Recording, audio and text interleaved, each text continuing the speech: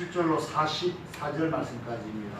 신약성경 113페이지에 있습니다. 앞쪽은 구약, 뒤쪽은 신약.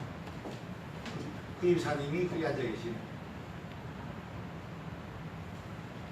신약성경 113페이지 누가복음 11장 37절로 44절 바리새인에 대한 얘기.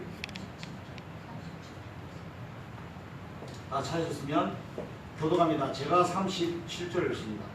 예수께서 말씀하실 때에 한 바리새인이 자기와 함께 점심 잡수시기를 청함으로 들어가 앉으셨더니 잡수시기 전에 손 씻지 아니하심을 그 바리새인들이 보고 이상히 여기시는지라.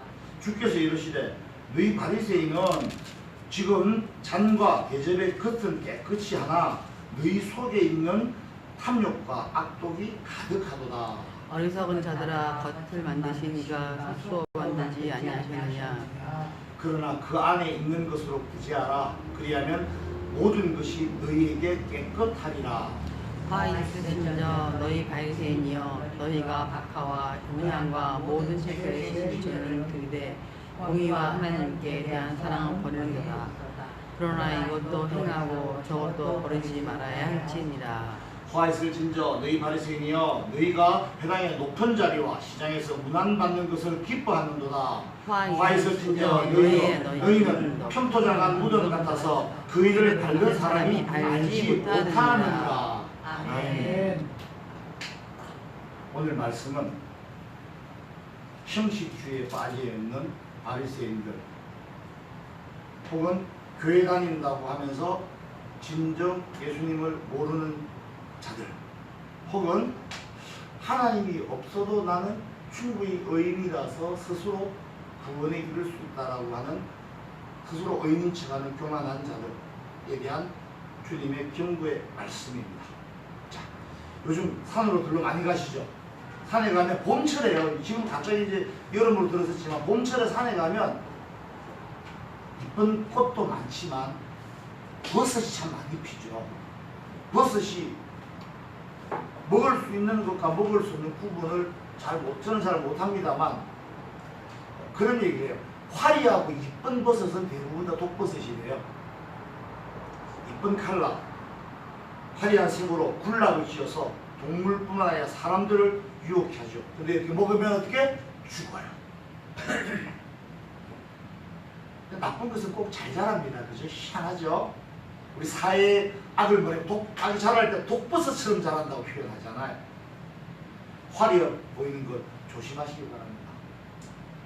이런 독버섯 같은 사람들이 오늘 본문에 등장하는데 바리새인들입니다. 예수님이 비난하시죠. 근데 이 누가복음을 쓴 예수님의 제자 바울의 비서실장에 있던 누가는요, 사실은 바리새인들과 좀 친한 편이었어요. 사이가 나쁘지 않았습니다. 왜냐하면 바리새 운동도 일종의 메시아 운동으로서 평신도들이 많이 제사장의 시절이잖아요. 어차피 예수님 돌아가신 이후에, 그 이후에 이들도 나름대로 경건한 삶을 살면서 하나님의 말씀대로 살려고 노력한 흔적들이 또 의지가 또 남들이 보여지는 모범이 되기 때문에 이 바리새인들도 존경받는 바리새인들도 많았던 겁니다. 그런데 오늘 본문에서는 예수님께서 이 바리새인들을 신랄하게 비판합니다. 누룩 같은 존재라고 삼가하라고 경고까지 하셨던 예수님이 이 바리새인들에 대해서 오늘 신랄하게 비판하시는데 아예 화 있을 진정, 그죠? 이건 복을 빌어주는 대신에 너네를 큰 화가 임할 거다. 일종의 저주가 될 수도 있습니다. 이런 얘기를 예수님이 강력하게 하십니다. 예수님의 이미지가 이렇게 막 악독한 소리 하시는 분 아니잖아요. 그죠? 예수님은 하나님이십니다. 왜십니까? 예수님은 하나님이시라고요. 저와 여러분 위해서 십자가에서 우리 죄값을 치르시냐고 대신 죽으신 분이에요. 이분이 왜 이렇게 강력하게 심한 소리를 하시는가? 이걸 생각해봐요. 과연 도대체 바리새인들이 누구길래 예수님이 이렇게 혹독하게 비판을 하실까? 예수님이 비판하셨다는 것 자체로서도 우리는 눈여겨봐야 됩니다. 이 바리새인이라는 사람들은요, 단어적으로는요, 거룩하게 분리된 사람들이에요. 자기 스스로 거룩하게 분리됐다고 생각하는 사람들이에요. 뭐로부터? 다른 이방인들이나 다른 율법을 지키지 않는 사람들, 하나님을 겁내지 않는 사람들로부터 우리는 분리돼서 우리는 말씀대로 율법대로 다 잘 살고 있는 그런 사람이란 뜻입니다. 이들은 각 마을마다 지금의 동사무소는 아니고 뭐라 해야 될까요? 경로당 같은 거죠. 각 마을별로 회당을 지어서 여기서 예배를 주관합니다. 예배를 드려요. 그리고 하나님의 말씀을 선포를 하고 율법을 선포를 하고 그리고 하나님께 찬양하고 기도하고 이런 예배를 주관하던 평신도들의 집단입니다. 이렇게 나름대로 이 시대에서는 예수님 시대에서는 사회적으로 인정받고 있는 사람입니다. 사도 바울도 이 바리새인 중에 한 명입니다. 유대 사회를 지도하고 있는 지도층 집단입니다. 이들을 향해서 주님이 비판을 하셨는데 일단 비판하신 내용을 한번 봅시다. 뭘 가지고 비판하신지를 알고 왜 비판하신지를 우리가 얘기를 해야 돼요. 주님이 비판하신 거 첫 번째 보니까 39절 41절에 보니까 뭐라 그러냐면요. 39절 41절 한번 같이 읽어보세요. 39절부터 시작. 주께서 이르시되 너희 바리새인은 지금 잔과 대접의 끝은 깨끗이 하나 너희 속에는 뭐가 있다고? 탐욕과 악독이 가득하도다. 어리석은 자들아 그것을 만드시니가 속도 만들지 아니하셨느냐. 그러나 그 안에 있는 것으로 부지하라. 그리하면 너희 모든 것으로 너희에게 깨끗하리라. 아멘. 무슨 말이냐면요. 예수님이 밖에 있다가 집에 들어갔어요. 바리새인 초청을 받아서 갔잖아요. 초청이 받아갔으면 어떻게 해야 돼요? 사실은 손 씻을 물을 줘야 되는데 줬는지 안 줬는지 모르겠습니다만 오늘 본문에서는 줬다는 표현은 없습니다. 그죠? 예수님께서 그냥 드시는 거야. 그러니까 이 바리새인이 율법에는 말이에요. 밖에 나갔다 들어오면 손 씻고 발 씻고 그리고 밥 먹으라고 되어 있는데 손을 안 씻었다고 율법을 안 지킨다라고 하는 거예요. 이게 무슨 표현이냐면요. 율법이라 여기서 율법을 여러분 이렇게 이해하셔야 돼요. 예수님 하나님께서 모세에게 준 십계명이 있죠. 이게 기본적인 율법이에요. 그리고 그 하나님 주신 이 십계명을 지키기 위해서 어떻게 하라는 게 있어. 예를 들면 부모님을 부모님 교도하라는 말이 있죠. 공경하고 교도해야 되잖아요. 그럴 때 여기 큰 개념이고 이걸 하는 구체적인 실천만 아침 저녁으로 세 번 일어나서 절해라 뭐 해라는 거죠. 앞으로 부모님 앞으로 걸어가지 마라. 우리로 치면 유교시대 사상 중에 스승의 그림자도 밟으면 안 된다. 뭐 별의별 거 다 있죠. 아침에 택시 탈 때 여성분들 먼저 안 타던 시절이 있었어요. 그죠? 그런 것들이에요. 그런 세세한 행동 규칙들, 규범들 이걸 예수님께서 지금 안 지키셨다고 바리새인이 속으로 생각하니까 예수님이 속을 꿰차고 알고 계시잖아요. 그래서 뭐라 그러냐면 손 안 씻는 게 더러운 게 아니라 속에 들어앉아 있는 게 더 더러워. 손으로 뭐 먹을 때 손 더럽다고 이게 더러운 게 아니라 이걸 먹는 것도 더러운 것도 아니야. 단지 이 속에 있는 너네 속에 있는 것이 더 더럽다고 말씀하시는 건데 보세요. 이 사람들은 먼지가 많고 많은 좀 건조와 척박한 기후에 살았잖아요. 그러다 보니까 잔이나 이런 컵 같은 걸 자주 안 닦아 놓으면 먼지가 이렇게 묻어요. 그래서 허건 날 닦아요. 허건 날 컵 닦고 냄비 닦고 접시 닦고 다 닦아. 얼마나 닦았어야 반질반질하게 이쁠 얼마나 깨끗해 보이겠습니까? 그런데 그것은 깨끗하게 정결하게 하는데 너네들 마음속은 하나도 깨끗하지 않고 더럽다는 거예요. 예수님 말씀은 지금 마음속에는 뭐가 있다고요? 탐심이 있고요. 더러운 것들로 가득 차 있으면서 탐욕과 악독이 가득하다 그러잖아요. 정말 최악의 말씀을 하시니까 탐욕과 악독이 가득하니 그런 더러움이 있으면서 밖에 있는 컵 깨끗하고 손 깨끗하게 그게 무슨 의미 있냐 말씀하시는 거예요. 지금. 여러분이 속에 뭐가 있습니까? 네? 지금 손은 깨끗하시죠? 화장실 가다 손 다 씻으셨죠? 손은 깨끗해! 손은 깨끗한데 과연 저와 여러분의 속도 깨끗하냐 이거예요. 탐심과 악독은 어디서 나오냐면요. 네? 뭡니까? 내 것을 나한테 뭘 내 것으로 하려고 채우려고 남을 걸 뺏는 악한 마음이잖아 이게. 어찌하면 지금 이 시대에 딱 맞는 말씀이죠. 2000년에 예수님이 딱 오늘 저와 2018년도 6월 3일 저와 여러분이 하시려고 작정을 하셨다는 걸 믿으시기 바랍니다.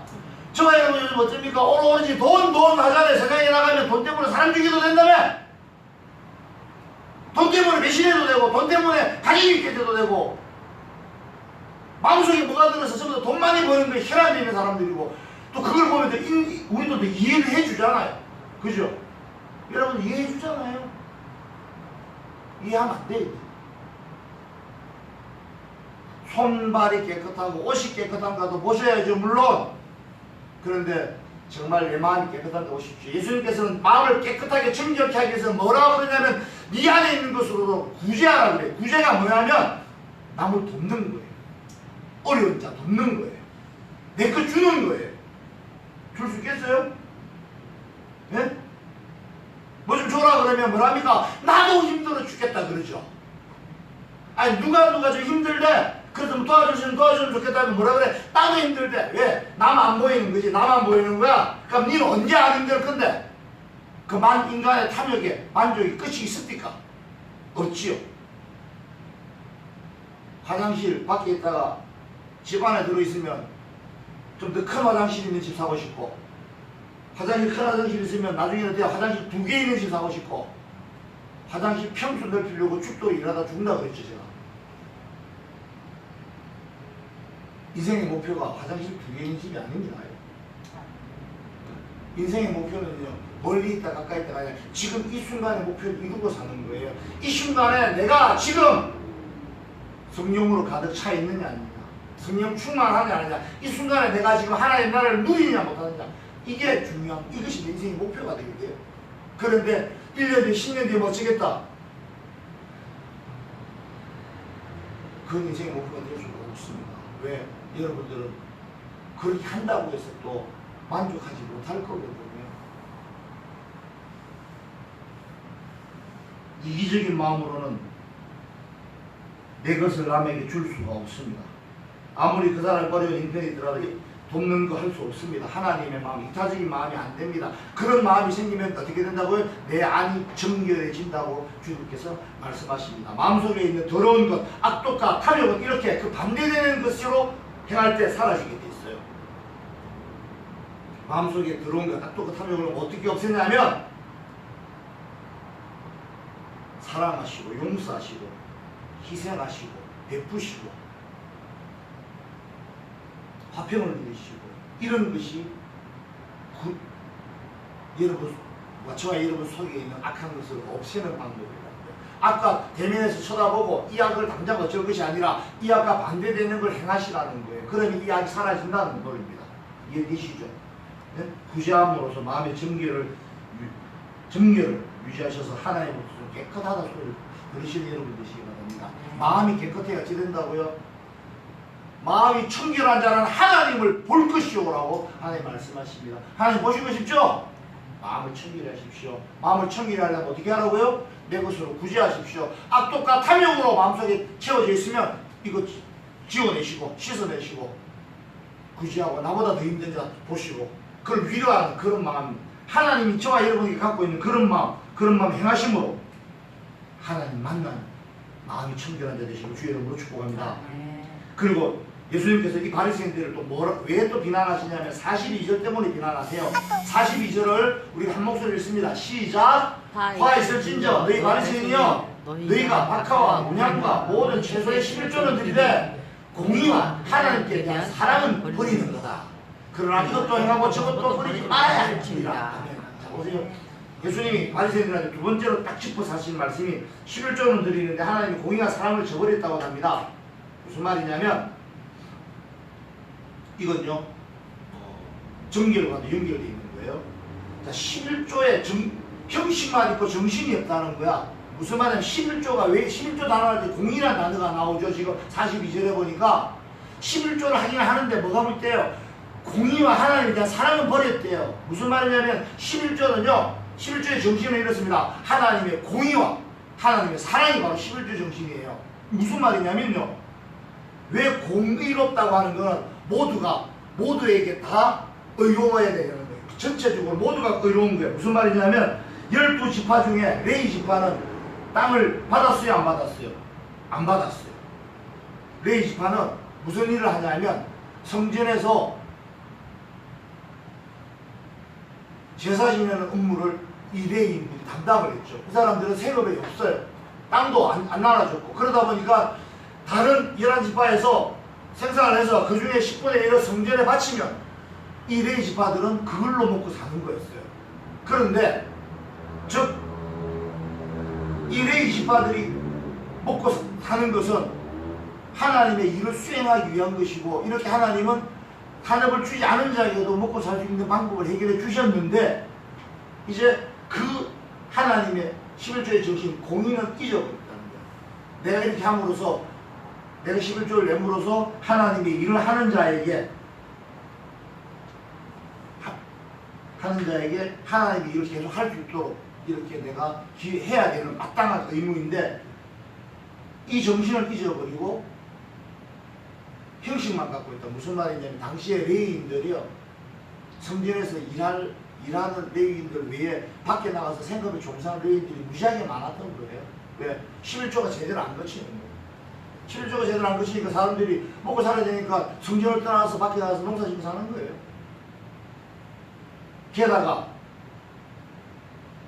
42절을 보니까 하나님에 대한 사랑도 버리는 도다라고 말합니다.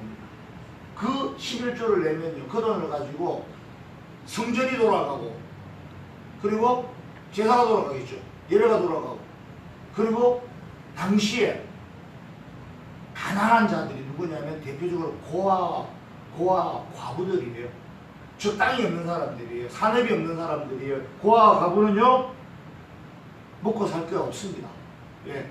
모든 땅은 장자와 남편으로부터 장자로 이렇게 이어지는데, 그 남편이 뭐 전쟁으로 인해 죽거나 이러든 없으면 이 고아와 과부들은 당연히 먹고 살기 없죠. 이들을 하나님께서 보살피신 것처럼 11조가 들으면 성전에서 이 고아와 과부들에게 구제를 했다는 겁니다. 그런데 그거 할 만큼 넉넉하게 안 하는 거죠. 당시에 구제가 안 됐습니다. 레위인들은 해야 될 일을 하지 않고 성전에서 탈출합니다. 왜? 11조를 하기는 하는데 정신은 없고 형식만 있습니다. 무슨 말이에요? 돌려 말하면요, 율법을 지키기는 지키는데 행위만 있어. 행위가 있는데 행위도 어설퍼. 오늘 아까 목사님 말씀하시죠. 마음 가는 곳에 몸 간다고 그러죠. 마음은 안 가는데 몸이 억지로 가 있어요. 여러분 그거 느껴요? 못 느껴요? 느끼시잖아요. 누가 정말 싫어하는 표정 보여? 마음이 없는데 억지로 그거 하고 있는 거 눈에 보여요. 하나님 그거 보기 싫다는 거예요. 예배 자리에 나올 때도요, 찬양할 때도요, 뭐 할 때도요, 일단 막 꺾거리고 있어요. 마음속에 단독 근심 걱정 혹은 화난 일, 그거 생각하고 있어요. 하나님 말씀이나 들어오겠습니까? 은혜는 어떻게, 은혜를 도대체 언제 받으시려고? 인상을 좀 풀어야 은혜를 받을 거 아니에요. 그죠? 마음이 가요. 마음은 안 가고 형식적으로 하다 보니 이 11조 드리는 것뿐만 아니라 율법에 있어서도 마찬가지로 겉으로 보여지기 위해서 하는 선행이나 이런 거 보여지기 위한 11조 이런 거 하지 말라는 거예요. 그렇게 아예 그걸 그만한 게 아니라 그렇게 하지도 마. 그걸 그만할 것이 아니라 마지막에 그 얘기 하십니다. 예수님이 약간 물러서시는 타협하시는 건데, 그러나 이것도 행하고 저것도 버리지 말아야 할지니라. 즉 예수님은 율법을 부정하시는 분이 아니란 뜻이에요. 율법을 지키되 그 정신을 알고 지키라는 거예요. 지금 이 얘기가. 형식적으로 그만하고 인척하고 있잖아요. 진정성을 가지고 제대로 하라는 거예요. 그리고 43절에 보니까 이 바리새인들은 뭐라고 비판하시냐면 높은 데 앉아서 대우받는 거 좋아한다고 하십니다. 그죠? 높은 데 앉아서 대우받고 시장에서 문안받는 거 좋아하는 거. 무슨 말입니까? 교만한 거죠. 사람들로부터 인정받고 높은 자리에 앉아서 내려다보기를 좋아하는 거. 이거 주님의 가르침하고는 정반대의 가르침입니다. 우리 주 예수께서는 뭐라고 그러십니까? 높은 자리에 앉지 말라고 그러십니다. 항상 겸손하라고 말씀하십니다. 주님께서도 이 낮고 낮은 세상에 그것도 마구간에서 태어나셨습니다. 가장 낮은 곳에 태어나신 게 우리 주님이에요. 그런데 여러분 높은 데 가고 싶으십니까? 높은 데서 이렇게 사람들한테 이렇게 내려다보고 문안이나 받고 우리 흔히 말 가오다시나 담고 그런 사람은 무슨 의미가 있겠습니까?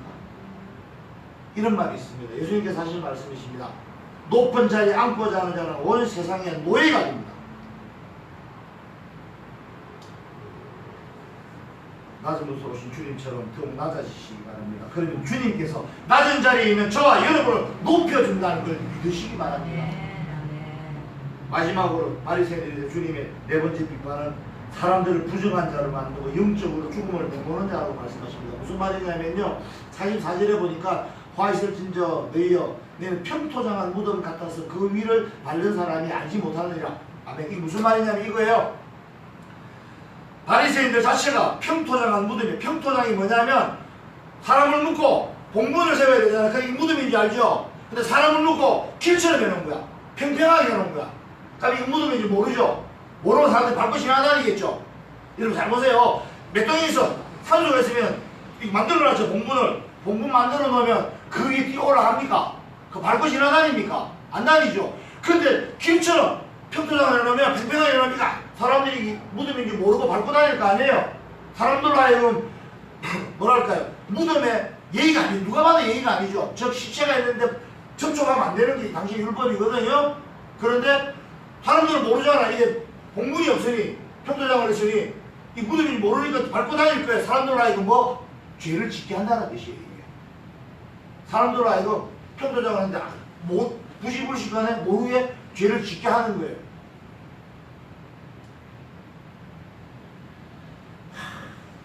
이거 정말 악독한 거 아닐까요?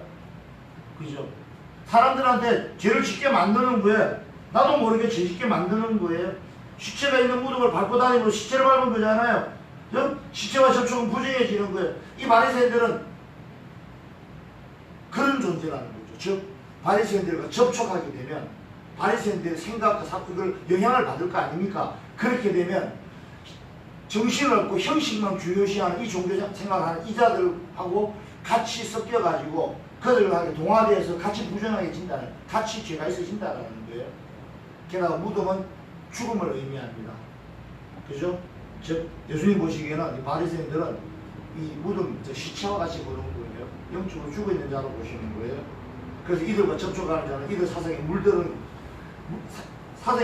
것만큼 해도 영적인 죽음을 이룰 수 있다는 걸 지금 경고하시는 거예요.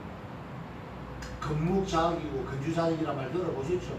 까마귀 노는 곳에 백로에 가지 마라 그래요. 그죠? 예? 더러운 것 근처에 놓으면 더러워집니다.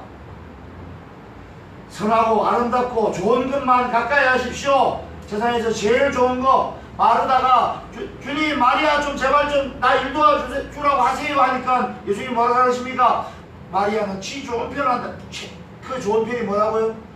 제일 좋은 거 최상급이에요. 정말 좋은 거 하도록 내비둬라. 제일 좋은 게 뭐라고요? 하나님의 말씀 듣는 거라고요. 그래서 항상 하나님의 말씀 들으시면서 부정하고 더러운 것과 멀어지고 탐욕과 죄악에서 멀어지고 형식주의에서 벗어나 정말 하나님의 말씀을 듣고 말씀을 사모하고 그래서 말씀대로 행함으로 하나님의 자녀 되시는 저와 여러분 되시고 주님 여러분을 축복합니다. 오늘 말씀 결론을 맺습니다. 인생이요? 두 번 주어집니까? 한 번 주어집니다. 어떤 분들 이런 얘기합니다. 내가 이번 인생은 내가 틀렸지만 다음에 내가 어떻게 하겠대요. 오늘도 제대로 못하면서 뭐 내일 못 전다고 내일 있을지도 모르지 않아요? 그죠? 하루살이한테 일주일 뒤에 만나자 약속하면 됩니까? 인생 한 번밖에 없습니다. 믿으시기 바랍니다.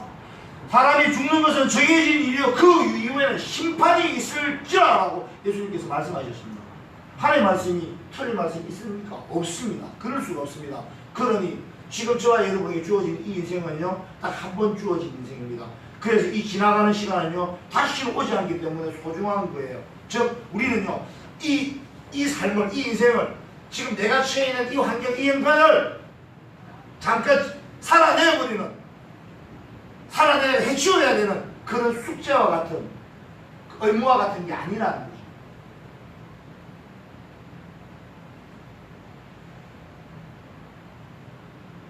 매 순간이 소중합니다. 어느 순간도 대충 빨리 지나가버려야 될 대상은 아닙니다. 이 시간이 중요하듯이 내 삶에서 내 시간 속에서 내가 생각하고 행하는 것들도 그럼 소중하겠지요. 시간을 보내는 것이 우리 영화 중에 킬링 타임용 영화라고 있죠. 정말 시간이 많아서 시간을 빨리 보내려고 하는 사람들이 킬링 타임용 영화를 봅니다. 그죠? 잘 봐야 돼요. 시간을 그렇게 죽여버려서는 안 됩니다. 지금 이 순간에도 하나님께서 저와 여러분에게 한 가지 목적이 있는데 그걸 모른 채 하고 외면하고 내 하고 싶은 거 하거나 혹은 사탄 마귀가 주는 마음 낙심하고 절망하고 그래서 주저앉아서 아무것도 하지 않으려고 하는 이 좌절스러운 마음, 이 마음에서 이겨지요. 이거 전부 다 마귀가 주는 마음. 결국 뭐 기쁨, 내가 할 수 있는 일이 많은데 할 수 없는 것만 생각하고 그것 때문에 낙심하는 경우가 얼마나 많은지 모릅니다. 예를 들면 이런 거죠. 부모 자식 간을 할게요. 부부가 내가 모여 있을 수 있으니 아이가요 게임만 하루 종일 해요. 엄마는 10번을 얘기합니다. 게임 그만하고 공부하라고. 아이는 그 말을 듣고도 10번을 듣고도 게임을 합니다. 또 엄마는 11번째 또 장소를 합니다. 이거 누가 잘못했을까요? 말 안 듣고 공부 안 하는 애가 잘못했을까요? 아니면 그럼에도 불구하고 끝까지 얘기하는 엄마가 잘못했을까요? 제가 볼 때 엄마가 잘못했어요. 엄마가 더 지독한 거예요 지금. 그렇게 안 하는데 그것도 애니까 걔는. 그걸 가지고 엄마가 더 지독하다고 저는 생각합니다. 여러분 생각 어떻습니까? 무슨 말이냐면요. 제발 남을 그만 보라는 거죠. 그 아이 10번을 말했는데도 안 듣는 그 아이한테 또 말하고 있는 자기 자신을 보세요. 잘못됐잖아요. 10번씩이나 말했는데도 걔가 말을 안 듣죠. 그럼 방법이 잘못됐거나 뭔가 잘못했을 때 내가 잘못했을 때 나를 안 보고 계속 애만 얘기합니다. 이것이 엄마와 애만의 문제겠습니까? 세상에서 다른 사람과의 문제에서 부부간에든 친구간에든 직장 동료에서 문제든 전부 다 뭘 합니까? 자꾸 쟤가 저것만 고치면 된다 고치면 된다. 그러면서 이렇게 하죠. 왜 똑같은 짓을 걔는 그렇게 할까요? 그거 똑같은 짓을 한다고 나는 또 왜 이렇게 또 자꾸 잔소리를 할까요? 잔소리 하는 사람이 더 지독한 거 아닐까요? 잔소리하는 방법을 달리 하든지 아니면 기도를 하든지 다른 방법을 찾아야 됩니다. 우리는요 그럴 시간이 없어요. 남한테 뭐라고 할 시간이 없습니다. 남한테 뭐라고 했는데 계속 상황이 똑같아요? 그럼 날 보세요. 내가 잘못됐을 거야 뭔가. 그런데 나는 쳐다보지 않고 늘 바깥만 보고 문제가 있다고 하고 그것 때문에 니 때문에 내가 불행해 니 때문에 내가 불행하고 그것 때문에 내가 힘들어. 그것이 없으면 진짜 행복할까요? 그러지 않아요.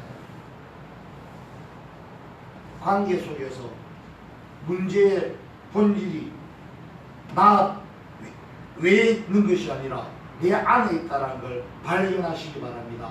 그래야만 문제가 해결이 됩니다. 하나님이 도우시고 성령께서 역사하심으로 내가 먼저 변해야 됩니다. 내 안에서 하나님의 나라가 이루어져야 복음을 전하든지 하나님의 나라를 확장을 하든지 하지. 나는 내 마음에는 늘 번잡함과 번민과 고민과 근심, 걱정과 시기, 질투와 염려가 있으면서 하나님의 나라를 어떻게 전하겠습니까? 바리새인들처럼 아닌 척, 율법 지키는 척, 하나님의 자녀인 척 하시면서 척하면서 다른 사람 자꾸 쳐다보시겠습니까? 바리새인들의 특징이야. 예수님께서 지적하시는 게 그거잖아요. 꼭 이렇게 자기들은 하는 척만 하면서 제대로 하지도 못하면서 다른 사람들 정죄하라는 게 바리새인들이었어요. 제발 저와 여러분은요 그 순간마다 정직하게 주 여러분 축복합니다. 아멘. 하나님 앞에서 정직하게 최선을 다하셔야 됩니다. 나를 속이고 남을 속여도요 하나님은 못 속입니다. 그리고 이 매 순간순간 속이고 자식할 시간이 없습니다. 너무 빨리 지나가는 이 시간입니다. 이 시간에 나를 향하신 하나님의 목적도 아직 모르거나 그 목적대로 행하고 있지 않는 나는 도대체 무엇입니까? 하나님의 자녀이십니까? 하나님의 소중한 백성이시고 하나님께서 어떤 맡기신 사명이 있는 사명자이십니까? 제발 남에게 보여지는 인생 살지 마십시오. 속에 더러운 것 가득 채우고 위선 떨면서 하나님의 말씀에 순종하는 것처럼 보여지는 행동, 보여지기 위한 행동, 이런 행동 하지 말라는 거예요. 지금 예수님 말씀은 하나님 다 아십니다. 겉을 만드시니까 속도 만드셨다고 말씀하십니다. 그 속을 훤히 아신다는 거예요. 나중에 부끄러워하지 말고 지금부터 정직한 신앙의 소유자가 되기를 주님의 이름으로 축복합니다. 마음을 정결하십시오. 손과 몸을 비누가 닳고 손발이 닳도록 씻지만 말고 마음을 정결하게 합시다. 구제함으로 해요. 구제함으로 어려운 자들에게 이웃에게 내 것을 나누어 줌으로써 하나님의 자비와 희생을 즐거운 마음으로 행하는 여러분 되시길 축복합니다. 형식만 갖추고 그렇게 정신을 잃어버리고 의무적으로 싫은데도 해야 되는 그런 인생 살지 마시고 지금 내게 주어져 있는 이런 것들 형식만 집중하지 마십시오. 그 정신을 보십시오. 가정은 사랑이 하나님의 천국, 하나님의 나라의 모형이어야 돼요. 그럼 가정에서는 누가 뭘 하고 누가 뭘 하는 게 아니라 이렇게 사람으로 뭉쳐야 되고요. 내가 있는 곳에서는 화평해야 되고요. 내가 가는 곳마다 복음이 전해져야 되고요. 이렇게 정신에서 출발한 행위가 있어야 되는 거죠. 마음이 먼저 가고 몸이 가기 바랍니다. 몸만 먼저 가고 마음은 딴 데 가서는 아무 의미가 없습니다. 형식만 갖추지 마시고 정신을 함께 공유하십시오. 11조 아까워서 바치지 마시고 11조로 산업이 없는 레위인들, 이 시대의 레위인 목회자들 살아갈 수 있게 하시고 어려운 형편에 있는 이웃들 돕는데 기여한다는 기쁨 가지고 11조를 하나님께 바치시기 바랍니다. 높은 자리 너무 탐하지 마십시오. 주님도 낮은 곳으로 오셨습니다. 낮은 자리에 앉으라는 주님 말씀대로 항상 겸손하시기 바랍니다. 때가 차면 주님께서 저와 여러분을 높여준다는 걸 믿으시기 바랍니다. 끝으로 나로 인해 다른 사람을 살리는 여러분 되시기 바랍니다. 아까 바리새인들처럼 평토장에서 다른 사람을 죄짓게 하고 죽이는 그런 사람 되지 마시고 나로 인해서 다른 사람이 살아나요. 아니 나 때문에 다른 누군가 살아나야 되는데 나 때문에 누군가 죽어서 되겠습니까? 나 때문에 누군가 괴로워서 되겠습니까? 나 때문에 누군가 힘들어해서 되겠습니까? 항상 언제 어디서든지 살리는 여러분 되시기 바랍니다. 네. 죽어가는 저와 여러분에게 새 생명을 주시고 오셨던 빛으로 오셨던 우리 주님처럼 이 세상에 이 아직까지 예수께서 죄와 사망을 이기셨다는 걸 모르고 사는 이 어둠 속에 사는 자들에게 예수님이 저와 여러분에게 하셨던 것처럼 빛이 되어주시기 바랍니다. 등불이 되어주시기 바랍니다. 생명을 불어넣는 복음의 전도자가 되시길 주님의 이름으로 거듭 축복합니다. 기도하시겠습니다.